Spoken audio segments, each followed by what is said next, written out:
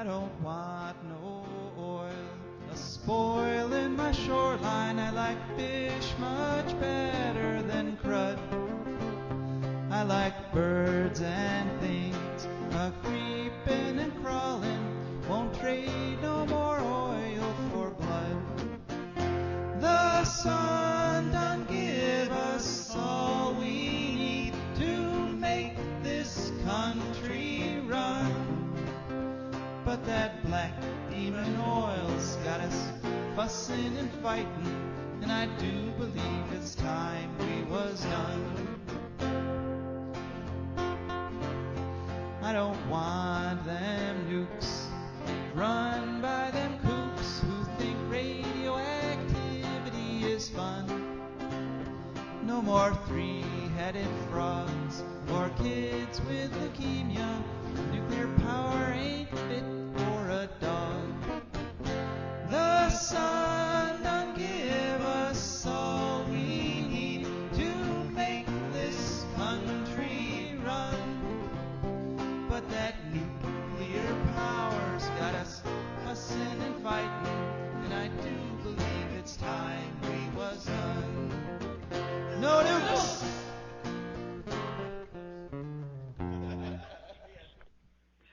Good morning, Toledo, and good afternoon, Columbus, and hello to those of you listening on the internet, wherever and whenever you are.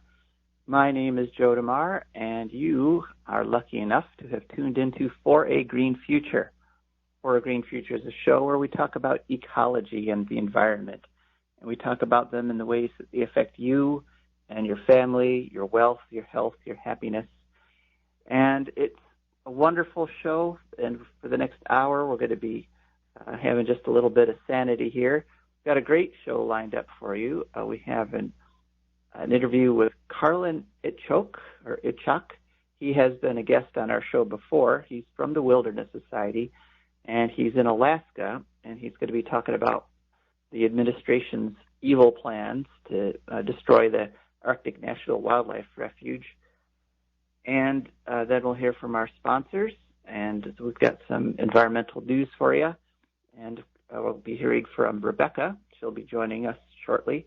And hopefully we'll hear from you at some time during this hour at 866-240-1065. That's 866-240-1065. Anytime in the next hour, we'd love to hear from you on any environmental topic. One of the things that happened to me this past week, actually just happened yesterday, you'll hear me do a disclaimer on this show that I'm the political director of the Ohio Green Party, but I don't speak for the Ohio Green Party in this show. I only speak for myself, as do all our guests, and as you will, hopefully, when you call in at 866-240-1065. Well, I no longer have to make that disclaimer because I am no longer the political director of the Ohio Green Party. Yeah, I was kind of ousted yesterday at a state committee meeting. And, you know, it's one of those situations where there's a group of people that just decided they wanted to be gone, and they've dedicated most of the last year to doing it. I'm kind of amazed that I've held on as long as I have, but this always happens when you get groups of people and you get even a sliver of political power. In fact, some people say that it's human nature that people fight more fiercely when there's less political power over what's a little bit that's there. But I'm the sort of person that wants to focus more on doing the work, on getting things done, on actually doing stuff. And I've never been the kind of person that's been very good at all the political background machinations you have to do to keep political power. Because I've seen some people just, that's all they do. You know, they never actually do the thing they're supposed to do in that position of power that they've got. And I've always been the kind of person that I want to focus on doing the things I'm supposed to do. But they say that's human nature. And that's what I wanted to talk a little bit about, this idea of human nature. I've been watching the IBM's The Weather Channel, checking that out quite a bit lately because that's where you go when you want to find out about hurricanes and things like that. And one thing I got on there, one thing that you see when you watch that channel are these ads for State Farm. And State Farm Insurance has created perhaps the worst slogan in advertising history. It boggles my mind every time I hear it. And so their slogan, ready for this, their slogan is, human nature is greater than nature.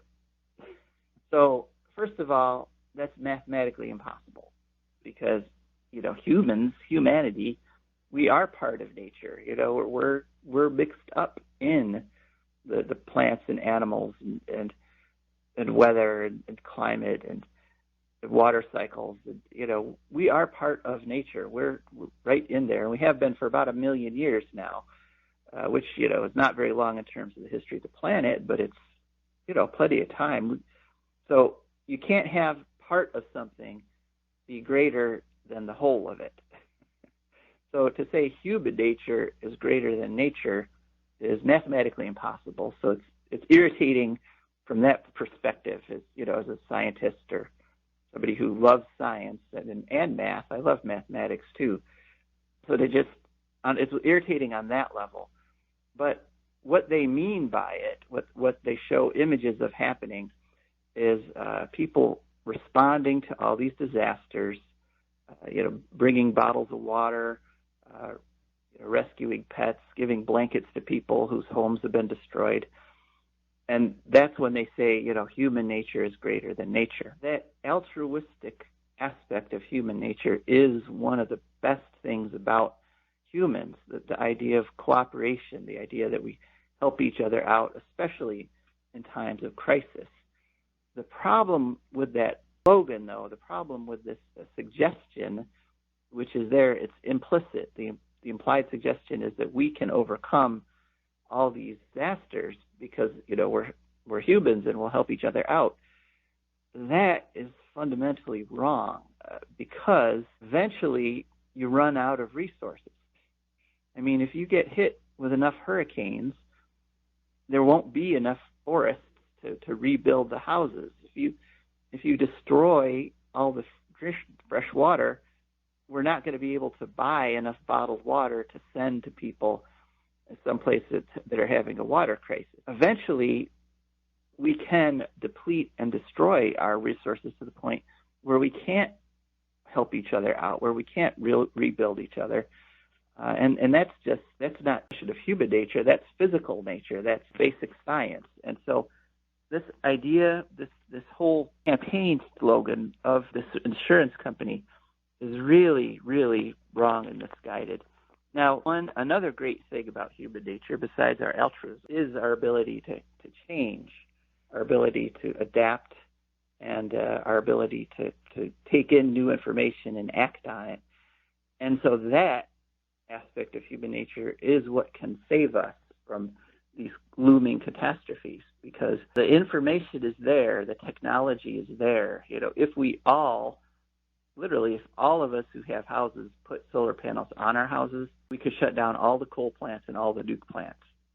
There's enough energy there to do that, especially now that we've developed new technologies in terms of battery storage and things of that nature that can make this a practical energy policy, and it's being done in other places. I mean, some countries, some groups of people are choosing to emphasize that aspect of human nature, the rational part, the part that can make decisions based on facts. I guess that's really the fundamental defining characteristic of human nature, is that we actually get to choose which aspects of our personalities we express.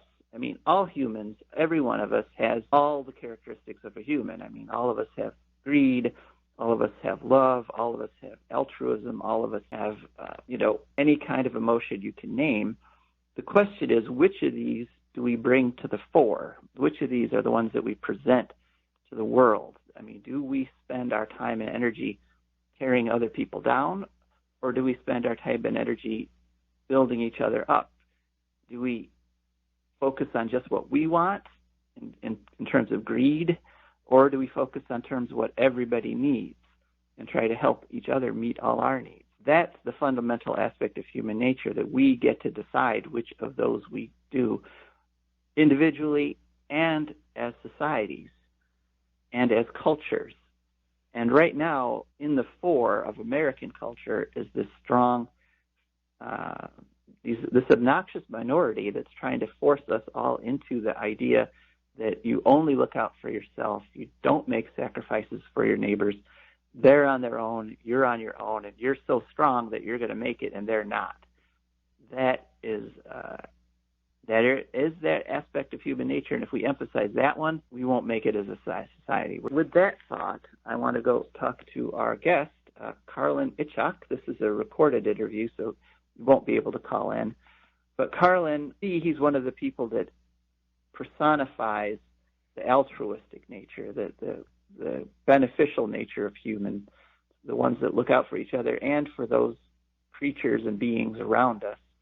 And I was very honored to have this interview, and I think you're going to find it really intense and beautiful. I know I did. So, Russell, have we got it? You ready to go ahead? Welcome to For Agreed Future. Could you just share with our listeners your name and who you're with? Yes, hello. My name is Karlin Itchoak. I'm the Alaska State Director for the Wilderness Society here in Anchorage, Alaska, on the unceded territory of the Dena'ina people. And what exactly is it that the administration has done in regards to the Arctic National Wildlife Refuge? Well, since the last time I talked to you and your listeners, the BLM has issued a bad record of decision resulting from what we consider a fundamentally flawed final environmental impact statement. The FEIS offered only a few alternatives that would result in destructive and widespread development on the sacred calving grounds of the porcupine caribou herd, which, as you know, Joe, the Gwich'in and the Nupak people depend on the herd for their survival. And not only do the indigenous people, but all of us who are entitled to use the public land there, we all deserve better. Right. Now, the administration officials I've seen quoted in the news keep emphasizing that what they're opening is a small part of the whole refuge. What is it about this area that they plan to open that means that it's harmful, even though it's quote unquote small? Yeah, I think the size argument is one that we hear quite a bit, but to me it's irrelevant and doesn't really make any sense. I think when you're talking about the potentials for environmental impacts or the environmental cumulative impacts from an oil spill or any kind of contamination that could possibly happen, let alone just the footprint and the impact that disturbing this fragile Arctic ecosystem will have, it's counterintuitive to use that size argument. It's kind of like we all know somebody who has been ill or has lost their life to cancer, and as we all know, sometimes cancer can be the size of a thumbnail or small. So things don't have to be large to be destructive. Sometimes I don't like to use that analogy, but that's kind of what I think of when I think of the potential harm that can be done in the Arctic Refuge. The size argument is counterintuitive to me. Right, and you're not speaking theoretically when you talk about damage to the environment, because the region around the Arctic National Wildlife Refuge, the North Slope, has been exploited for oil and gas for decades now, and I think there's actual evidence that causes damage. Would you say that's correct? Yes, I would say that's correct, and been experiencing this for so many years that it's not lost on any of us what the oil and gas drilling could have devastating impacts on this pristine and fragile ecosystem. It could be caused by the massive infrastructure needed just to extract and transport oil. And drilling the Arctic, as we all know, is very risky.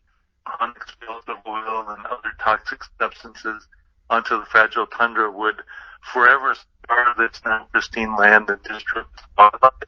And also with demographics, we don't have the necessary resources and cleanup tools, and by we I mean the oil industry, to react to an oil spill or to a crisis that far away from what is now the National Petroleum Reserve Alaska. And speaking of the NPRA, the administration is also in the process of revising the management plan for the Western Arctic National Petroleum Reserve Alaska, with the goal of opening up millions more acres of wild public land to drilling for oil that America does not need. And also, with the expanding NPRA, there is no need to open up the Arctic Refuge. Right. Now, I have read that there's something like 8,000 wells in the North Slope region, and about 800 of them are actually abandoned now. You were mentioning cleanup of spills, but isn't there also a problem with cleaning up the wells after they were on dry? Because often these companies will go bankrupt and just sort of vanish, leaving the destruction. Yes, that's true, and it took the federal government many, many years before they even started addressing what they called the legacy wells, or the abandoned wells. Over 50 wells in the Arctic that were not properly shut down or cleaned up, and that's only a small fraction of that the federal government has left in the Arctic. That doesn't even include the damage they have done to the environment through the distant early warning system, the DEW line. Many of your listeners may remember the microwave relay system that was set up during World War II for communications. That federal system left a lot of contamination in the rural areas. And as the climate crisis persists and the permafrost melts, a lot of that contaminated land, including the legacy wells, are causing more damage as the permafrost melts and these toxins are being released. So the federal government has a poor record of failing to clean up contaminated sites in the Arctic. That doesn't even include the over 600 parcels of land that was reconveyed to the Alaska Native corporations under ANWR, the Alaska Native Claims Settlement Act, which included numerous contaminated federal land that has never been cleaned up. And as far as I know, there are no plans to clean up much of that land either. So once you open the door to this contamination, the federal government has a very poor history, and so do the corporations that profit off of it, of taking responsibility for the damage. And an abandoned well could continue to seep oil and gas out into the environment even long after that it's been shut down if it's not closed properly. Isn't that correct? Also, when we're talking about the coastal plain, any damage that happens there could be carried into other areas, as you just alluded to, through bioaccumulation. Other animals pick up that contaminated food source or soil, or it goes through the land, through the water resources, and then that can also be ingested by the indigenous people that depend on the natural resources for their food. Industrial development on the coastal plain would disturb the caribou, and as we know, if the herd declined, the indigenous communities and their culture could come to an end. The coastal plain of the refuge, as you know, is the birthing ground of the porcupine caribou herd, which helps sustain the indigenous Gwich'in and the Inupiaq people, who, as we know, have occupied this region for thousands of years and depend on the porcupine caribou herd to this day. You've been to the refuge. Could you give our listeners some ideas of what kinds of wildlife there is there, and what sort of things you see when you enter the refuge? Yes, absolutely. At the end of June and July was my recent trip to the refuge. We went to the Hula Hula River with Inupiaq elder and guide from Kaktovik, Robert Thompson. We went with some of our indigenous partners and conservation partners, and we spent about 10 days in the Arctic National Wildlife Refuge. Immediately, we saw over 8 wolves. We saw 3 grizzly bears and over 2,000 porcupine caribou from the porcupine caribou herd. It was just an amazing experience, as is the experience of always going into the refuge. It's always an amazing experience just to see the vastness and the immense wonder of the entire landscape. It's just so powerful to be in that position without your electronics or without connectivity, and to feel the smallness in that large landscape, and to feel the open air of the wind, to see the tundra cotton, to smell the tundra tea, and to see the rivers and the channels and all of the trails that the caribou and the wolves and wolverine take. There's also we saw porcupine, and of course there's all kinds of bird species, over 250 bird species that migrate to the Arctic Refuge from all 50 states and numerous of continents. And so it's just amazing to experience all of that in such a pristine environment, and it's actually very healing and allows you to reconnect with yourself. And as we reconnect with ourselves, we're able to connect with the land. And so it's important that we don't destroy the land, but that we take care of it, because the land takes care of us. I think there's an important point there, that a lot of the coolest birds that we can see down here in the lower 48 actually are connected directly to that North Slope, to the wildlife refuge, and need that to survive. And if we mess that up, then that hurts our bird populations down here as well. Yes, it absolutely does. And we were accompanied on our trip by Natalie Dawson, who's the state director and VP of Audubon Society. And it was great to be in the refuge with Natalie and to talk to her about the importance of protecting the Arctic Refuge ecosystem and the relevance to protecting the bird species, the numerous bird species all across the country. And I learned a lot more about the wandering tattler and numerous other birds that she had introduced me to. And just to know that a lot of those birds come to the Arctic to find refuge and to breed and to feed and prepare for the long journey south. And it just gives new meaning to finding refuge in the refuge, and not only for the birds, but for all of the other amazing wildlife that we're able to coexist with for those 10 days. And just one last question about the refuge. So would you say that it's silent, that it's more quiet than down in the places where there's a lot of human habitation, or is it noisy because of the animals and the wildlife, or is it sort of sometimes either one? Yeah, as an indigenous person, I struggle with the term wild and noisy, and because we have a different meaning for that or connotation, and so it's still so I find peace and calm in hearing the birds and wolves howl, the birds chirp and whistle, and it was just amazing to hear different sounds, even with the winds blowing off of the steep peaks and through the valleys there, and it was a different kind of silence that was very soothing and relaxing and healing. And then when I came back to the city, I was almost overwhelmed by the car noises, the horns, just the plastic, the metal, the manicured lawns, and all of the sights and sounds of a different kind of noise. And so the symphony of wild sounds that we heard in nature was just soothing and actually relaxing, and allows you to be more introspective and meditative at best. So maybe we'd call that a joyful noise, perhaps. Yeah. Yes, a joyful noise.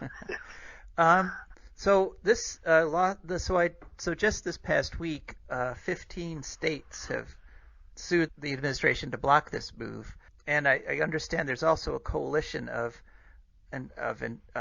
conservation groups that are also suing to block this oil and gas sale from going through. Is your organization part of that coalition, or are you? Yeah, go ahead. Yes, our organization is definitely conservation groups and also native groups that are suing to block the oil and gas leases.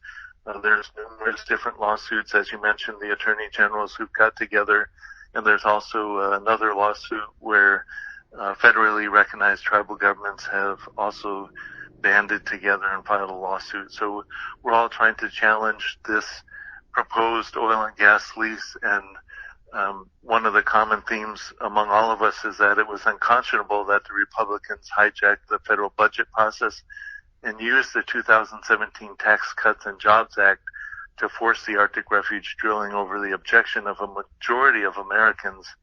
And so on behalf of our organizations and the 2/3 of the respondents to a survey in 2016 from the United States who oppose efforts to open the Arctic Refuge drilling, we're doing everything we can using our legal resources to stop the oil and gas leases from happening.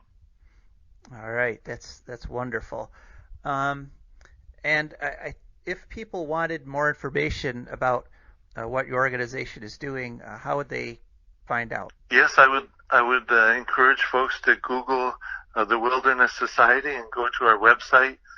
You can join us and become a member, or you can use our website as a resource to learn more about what we and others are doing to protect the Arctic National Wildlife Refuge and other important areas, not only in Alaska, but across the United States. And if you'd like to get involved or learn more, please feel free to explore our website and use our resources to become more enlightened and involved. One more thing. This struggle is not new, is not recent. I mean, since it was created, the Arctic National Wildlife Refuge has been under attack. And so this is just part of a historic struggle which has been going on for many decades. Have you looked at that struggle over the years? What does that give you some perspective on what's happening now? Yes, you're correct, Joe. This is a historical struggle that's been going on for a long time, ever since oil was discovered in the North Slope in the 60s. The indigenous people have exerted our rights to our land claims. That led to the enabling statute of the Alaska Native Claims Settlement Act. Section 17D2 of ANWR led to ANILCA, the Alaska National Interest Lands Conservation Act. And since that was passed under the Carter administration, ANILCA and this provision, the 1002, as you often hear the coastal plain referred to, has been debated ever since then. And so the Arctic National Wildlife Refuge has been protected for 60 years this year. This is the 60th anniversary of when it was first established as a range, and then through ANILCA became a refuge. And also in the 40 years of ANILCA, this has always been an ongoing debate.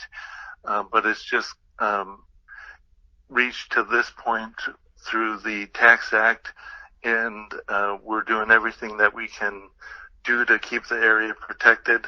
As you know, 5 of America's largest 6 banks have announced that they will no longer finance new oil drilling in the Arctic Refuge because they recognize the urgency of our climate crisis and the need to shift future investments to alternative forms of energy. So we're hoping the oil and gas industry will follow the financial industry and send a loud and clear message that drilling in the Arctic Refuge is bad business, and it would take the United States and the rest of the world in the wrong direction as we confront the crisis of the climate change issue.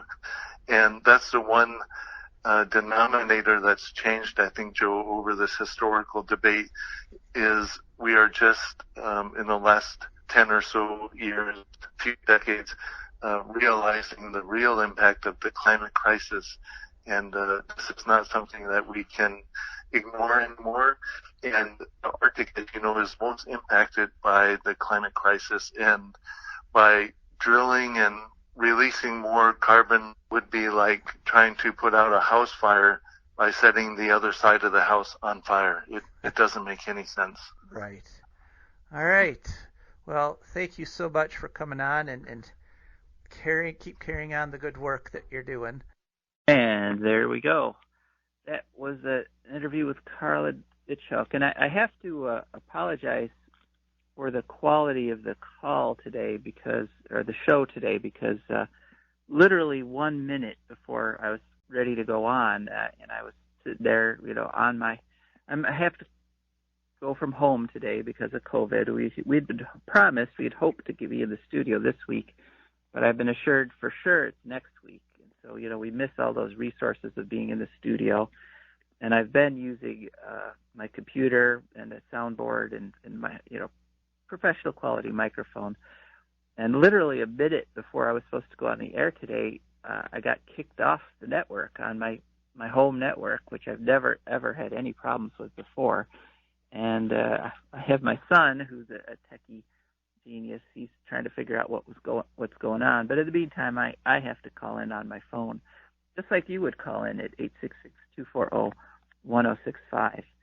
So I hope to hear from you soon. What did you think about what Karlin had to say, and fights over things like the Arctic National Wildlife Refuge, over resources like this? We are literally, they're fighting for a resource which is literally killing us. I mean, we know that all this carbon being put into the air is what's driving the climate change, driving global warming, trying to open up more oil resources, trying to drill for more of this carbon and put more of it into the air is just kind of insane.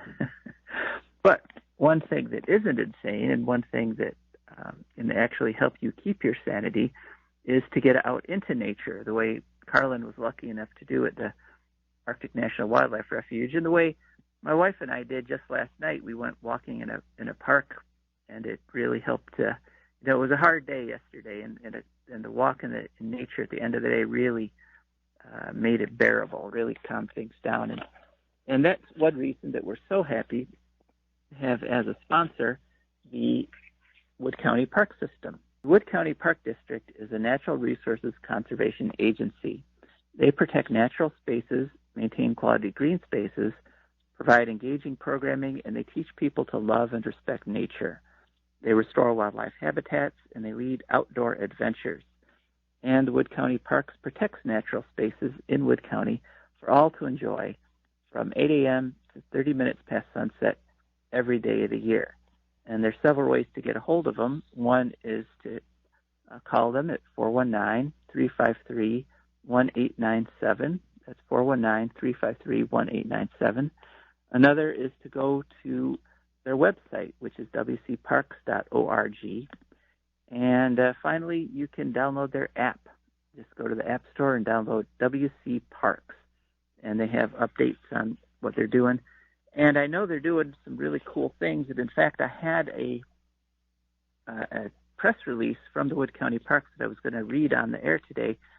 And I had it all queued up on my screen. And then, of course, my screen went dead. So I don't have the details for it. But this is a good week to contact Wood County Parks and just ask them what's going on. You can also go to their Facebook page, Wood County Parks. 4 Green Future is also brought to you by our patrons, people who've gone to patreon.com and searched for 4A Green Future, and they've seen our wonderful screen there with different levels of membership. And they've signed up to make a small monthly donation, a donation that doesn't hurt them very much because you get to decide how much you just want to donate each month. But it really helps us a lot, helps us keep the show on the air. So we're very grateful to our patrons, and please consider becoming one of them by going to patreon.com. On to some news and information that's going on. A few months back, July, we reported that there was a lawsuit against the owners of the Dakota Access Pipeline, and in that lawsuit, the judge said that they violated NEPA, National Environmental Protection Act, and so he ordered the pipeline shut down and drained, actually, and that made headlines around the world.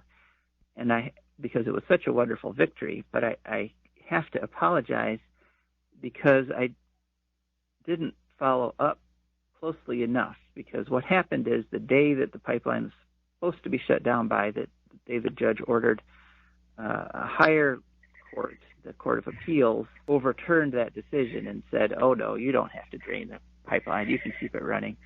Now, theoretically, they're saying that they don't have, they're not deciding on the issue, that yes, the lower court's decision that the whole process was illegal and violated NEPA, that may still stand, but in the meantime, they don't have to do anything. They don't have to pay any fines. They could just keep pumping oil. And the problem, of course, with the federal court system is at the highest levels now, a lot of those appointees are completely political. You know, this administration has appointed hundreds of people as judges, some of whom aren't even lawyers, many of whom don't even have law experience, but all of whom have industry experience, all of whom have worked, for example, in the oil and gas industry or other exploitive industries. And so it's not looking good. I mean, that was nice that the lower court pointed out the truth and reported on it, but unfortunately, the quote-unquote higher court, or I guess more the court that's exhibiting some of the less altruistic aspects of human nature court, has reversed that decision, and so we just have to wait and see. Hey, Rebekah, I hear you're on the line. Howdy, to quote Minnie Pearl. Howdy. Oh, not too bad. Got a little sleep last night. Sleep. That's good. How about yourself? Storms. We had huge storms here in Bowling Green. I don't know if they hit Toledo too, but I had a little trouble. Yeah, sleeping. I don't know. They had joint trouble because storms and joint trouble just go together. Fun times. Okay. So I understand you are going to continue on our exploration of Slovenia this week. Yep. Yeah. So I was looking into glaciers in Slovenia, which, it's up in the Carpathians. It has them. And the two biggest ones are the Skuda and Triglav glaciers. Didn't we mention the Skuda Valley last week? That turns out to be where my friend Alfred's mom is actually from. And these are in something called the Kamnik-Savinja Alps. Honestly, I had to figure out more about the relationship between the Alps and the Carpathians, because I think they might be the Carpathians might be some sort of a sub-range or extension of the Alps or something. I don't even know. But yeah, I'm so ignorant about European geography, it turns out. But yeah, this will come as a major shock to anyone who has been paying attention to our show or to reality, but the glaciers in Slovenia are shrinking, or they're experiencing ablation, which is good when it comes to heart surgery, but bad when it comes to glaciers, because it's a fancy word for shrinking. And it happens through, melting, calving, evaporation, and something crazy I didn't know about where apparently snow can just evaporate into the air without becoming water first. Nature does some freaky stuff. That's sublimation, that's it. Yeah, calving, blowing snow, blah, blah, blah, blah, blah.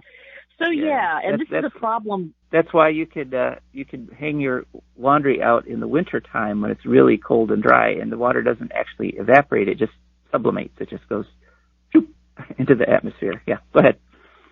Who'd have thunk it, really? Speaking of not paying attention to what's going on around me. But this is a major problem in Slovenia, because Slovenia has a lot of limestone or some kind of karst. Limestone karst is one kind of karst that we got a lot of in Ohio.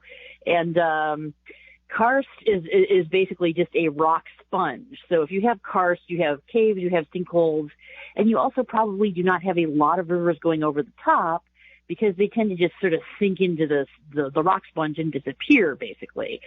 So, and because of karst, most of Slovenia's rivers actually flow into the Black Sea, which is much further away, instead of the Adriatic, which is much closer to their source. And I think there may be an issue with perhaps they have all these lovely rivers, but because of the karst and the Black Sea and whatnot, they are not, I think, near the major population centers is the problem. So most of Slovenia's drinkable water is coming from groundwater in the form of aquifers, and those are threatened by pollution. So yada yada, pretty soon Slovenia is going to be in some trouble. So if you want to go see the Slovenian glaciers, I guess you better, as soon as the U.S. is allowed to travel outside the U.S., head on over there. That'd be nice, yeah.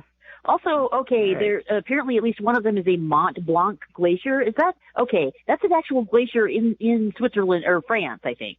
maybe several places. It's on top of Mont Blanc, but I think it's also a type of glacier. When we had our glaciologist just on last week, Michaela King, that would have been a good question to ask her. Yeah. Too bad I couldn't think of all those great questions then, eh? Yeah. All right. Well, thanks for that peek at Slovenia. I think we're gonna move on to some more news here. Great. One is some good news. The Duane Arnold nuclear plant in Iowa is shut down finally. Good riddance. And yes, it has the distinction of being the only nuclear plant in Iowa. So Iowa is now nuke-free. Praise the Lord. It's an interesting story because they were going to shut down later this year, but what happened in the summer is they had something called a derecho, which is it's a hurricane that forms on land.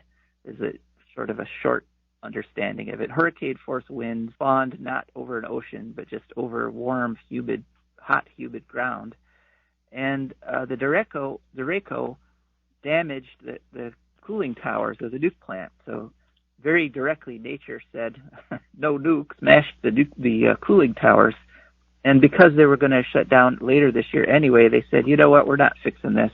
We're just shutting down now. So there's one less nuke generating tons of nuclear waste for our descendants to deal with. But one especially important thing about this is it shows just how fragile nukes are, because the proponents for nukes right now are saying, oh, we need this huge baseline power that nukes provide in order to keep the grid going. Well, that's absolutely false, as is being proved by Germany and so forth. But the assumption of it, that nukes are a stable source of electricity, is wrong, especially in terms of global warming, because what's happening all over the world is nukes are shutting down as their cooling water gets too hot or evaporates. They get damaged by wind. They can get damaged by fire, like the fires going on in California right now. And, of course, we all know about Fukushima and earthquakes damage. So nukes are not blind, dependable power. And when a huge nuclear plant shuts down, it really hurts the grid a lot more than if a windmill stops turning or if a solar panel gets clouds over it. So good news. My dad used to... Go ahead. Sorry. My dad used to tell me these stories when I was a kid about a character he made up called Old Ned, who was like a personification of the ocean. And eventually, he was abused only so much, and then Old Ned would rise up and start smashing stuff. Yeah. Which I did not realize was going to be this now kind of the script for my adult life, unfortunately. Yeah, well, this is what we're seeing, and that ties nicely into our next story, Rebekah. Nice segue there. And that is the fires that are going on out west. Right now, there's 97 fires burning all over the West, according to the National Interagency Fire Center. On the other hand, there's 2 fires that are under control.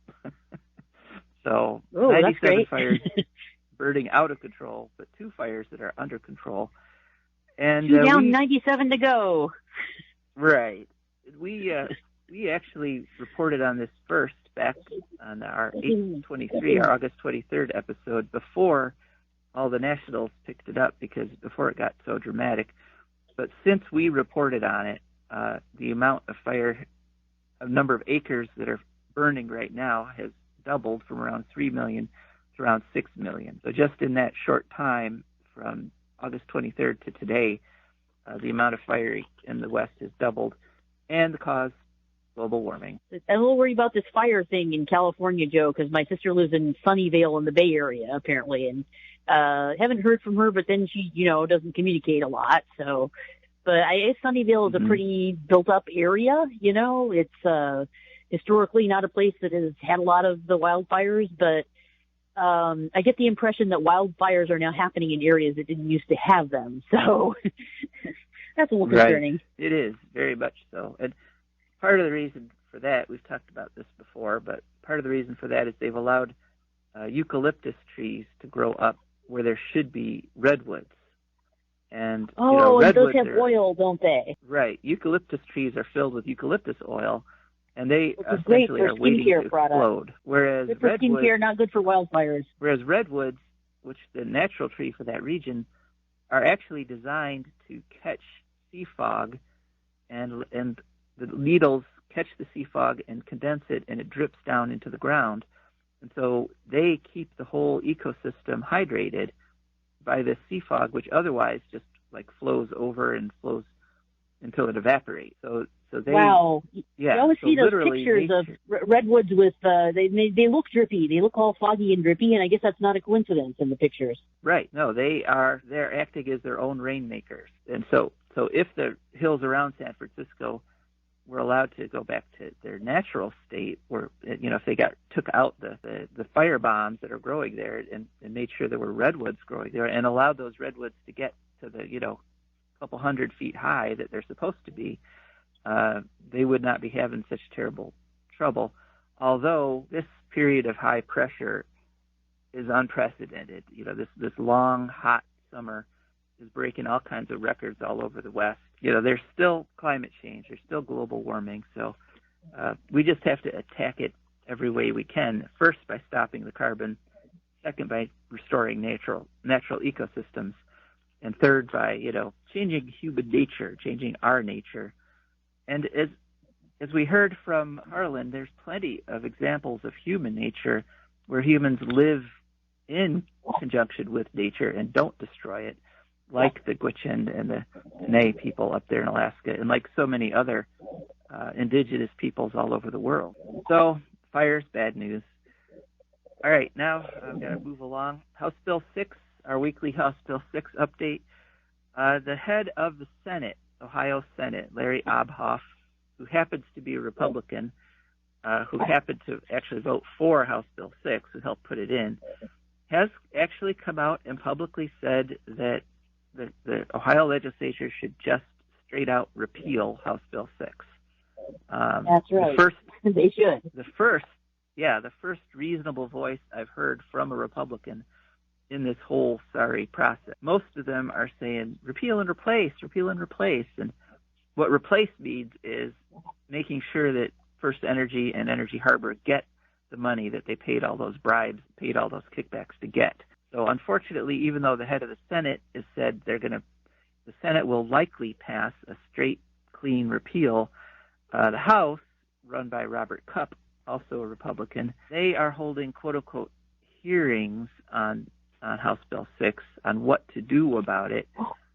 But these hearings are other lawmakers. They're just lawmakers talking to each other, because Robert Cupp has said that he doesn't want the, quote, hours of testimony that happened with the original House Bill 6. And the reason he doesn't want those hours of testimony is because, you know, I was part of those original hours of testimony, and hundreds of other people and myself pointed out how horrible House Bill 6 was, how it should never it's a terrible have been passed thing in the first place. It's a great inconvenience when legislators actually have to listen to their constituents and hear the voices of people. That's that's hard on them. Yeah, right. And Robert Cupp's all about avoiding that kind of hardship. Imagine asking them to actually do their job and then listen to their constituents. My Lord, how heartless. Yeah, I know.